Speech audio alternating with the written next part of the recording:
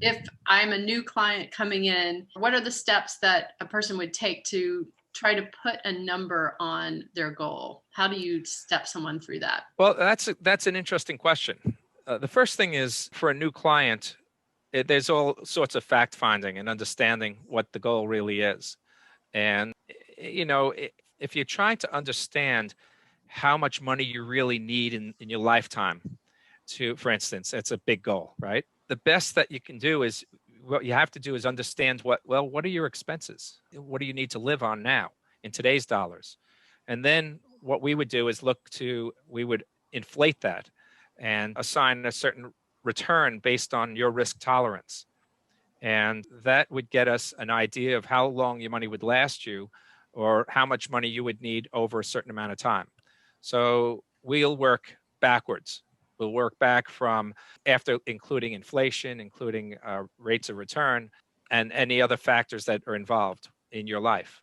Whether it's you have a pension, you have IRAs, you have whatever savings you have, whatever, the amount that you're saving on a regular basis now.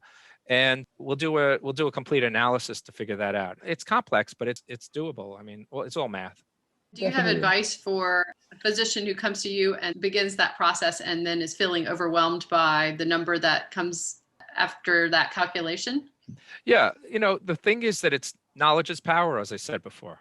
It may be that you need to make some decisions in your life, maybe about spending, maybe about your job, or maybe about reducing your expectations. The idea is we're not here to tell you what to do. We're here to give you the information so you can make better decisions. As far as overwhelm, again, that's something that if you have certain expectations, you want to do certain things. Well, if that's what drives you, but we'll give you the information. And if there are recommendations that we can make, whether it's how you can make maybe a little bit more return, maybe you're taking a little more risk, or maybe how you can reduce the risk that you have, then we'll make recommendations. If it's maybe you're doing something that is hurting you tax-wise or some other planning function that we could maybe help you with, then we'll do that.